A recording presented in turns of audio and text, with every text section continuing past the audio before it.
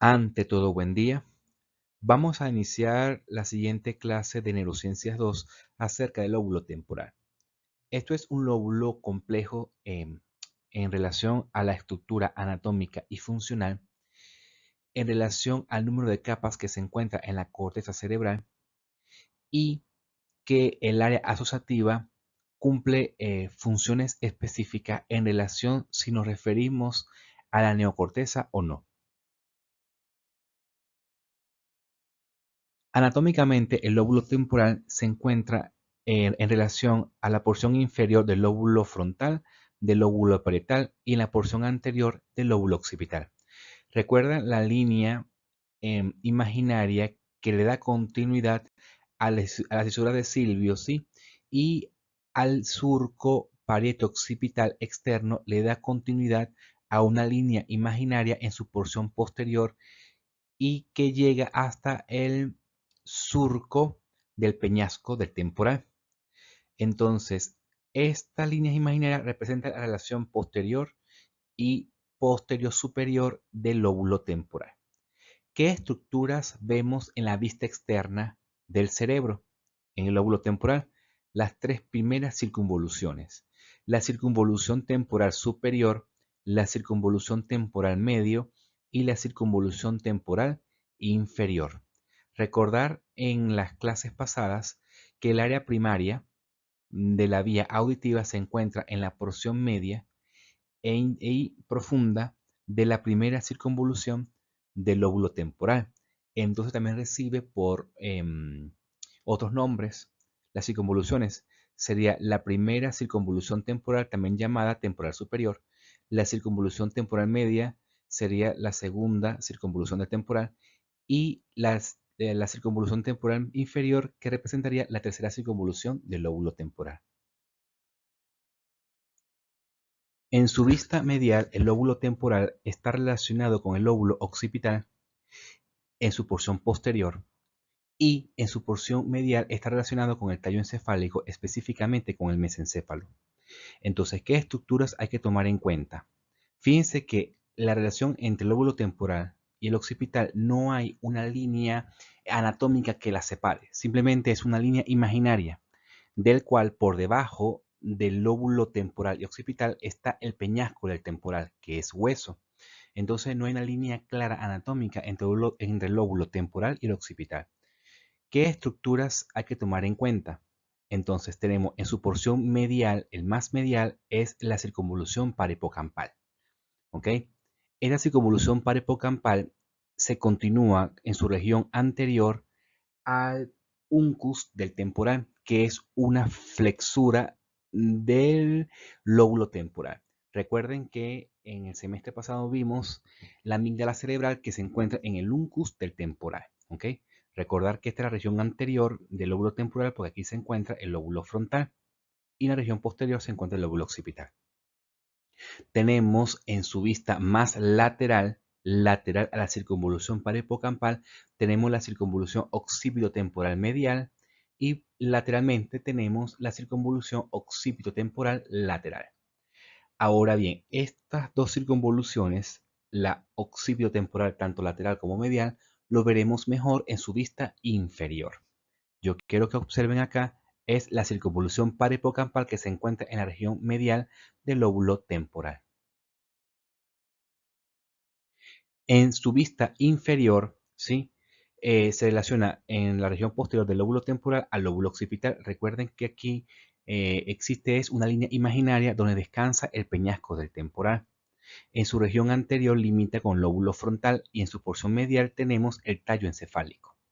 Entonces aquí tenemos la circunvolución parahipocampal, que eso es lo que evidenciamos en la diapositiva anterior.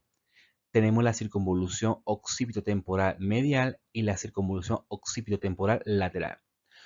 Como son alargadas, ¿ok? También reciben el nombre de circunvolución fusiforme lateral y la circunvolución fusiforme medial.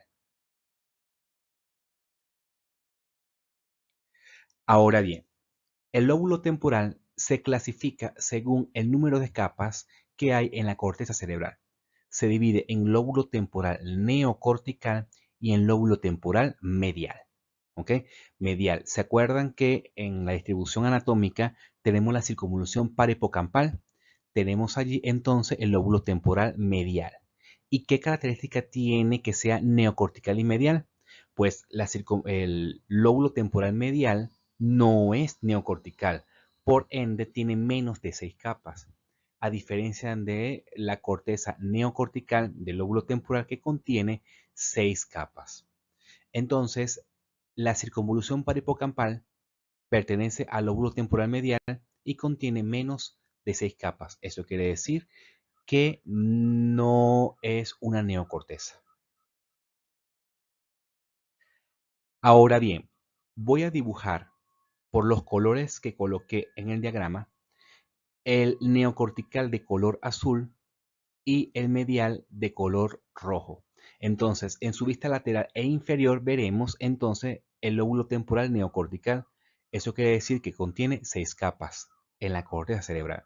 O sea que la circunvolución temporal superior, medio e inferior forma parte del lóbulo temporal neocortical. Hay otra estructura que me falta complementar en la vista lateral y en la vista inferior, es el polo anterior del lóbulo temporal, que es esto que representa acá, la porción anterior de la primera, segunda y tercera circunvolución del lóbulo temporal. En su vista inferior, entonces aquí tenemos lo que corresponde a la corteza cerebral del lóbulo temporal neocortical, a la circunvolución occipitotemporal lateral y medial, que representaría entonces a la circunvolución fusiforme lateral y medial, o externo e interno.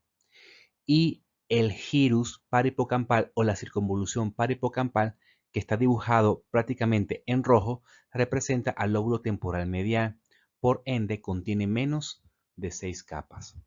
Entonces, prácticamente, el lóbulo temporal neocortical abarca la mayoría del lóbulo temporal, la primera, segunda y tercera circunvolución del lóbulo temporal, la circunvolución fusiforme externo e interno, y el lóbulo temporal medial representa el gyrus o la circunvolución parahipocampal.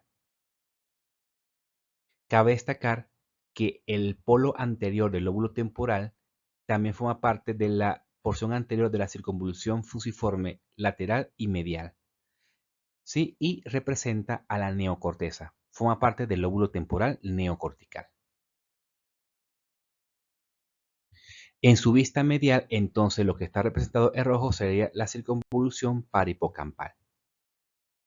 Y lo que vimos bien en la porción inferior del cerebro, vimos la circunvolución occipitotemporal lateral y medial.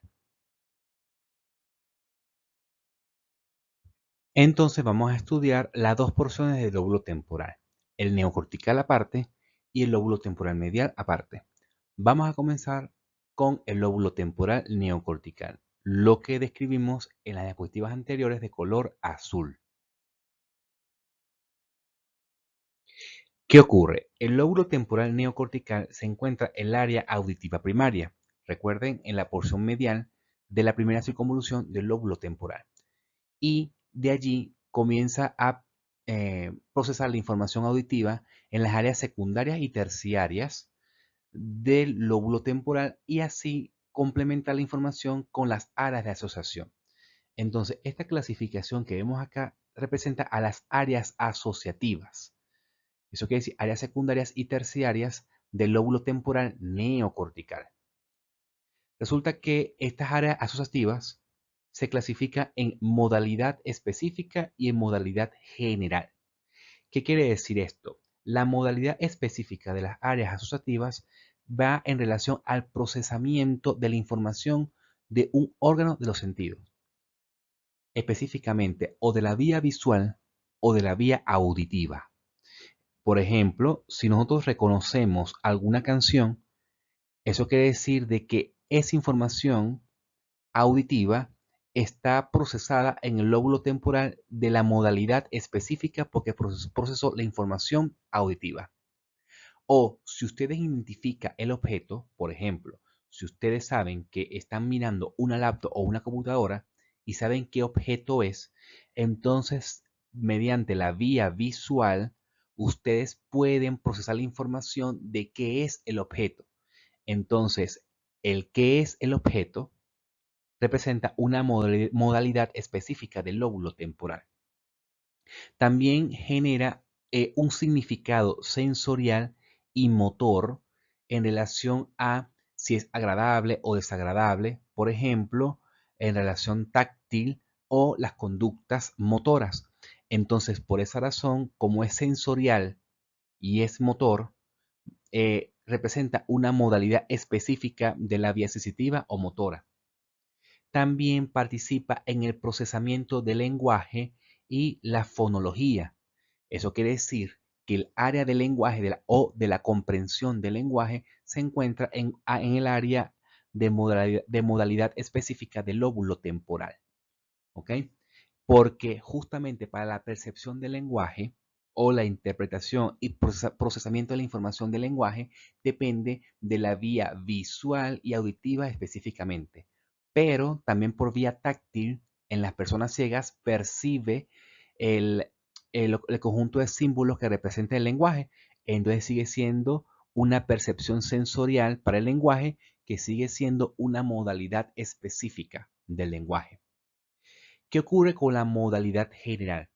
Que esa información, una vez percibida y procesada la información de los órganos de los sentidos, no de uno, sino de varios órganos de los sentidos al mismo tiempo, entonces le da una connotación distinta, como por ejemplo semántica. ¿Qué quiere decir la modalidad general semántica, que es la cognición semántica? Quiere decir que, por ejemplo, ustedes tienen la capacidad, o nosotros tenemos la capacidad de darle significado a los objetos. Por ejemplo, si yo digo que enfrente de ustedes identifiquen el objeto, ustedes dicen que es una laptop. Entonces ahí estamos activando la modalidad específica por la vía visual. Por ejemplo, porque están visualizando la laptop o la computadora o el teléfono, dependiendo del caso.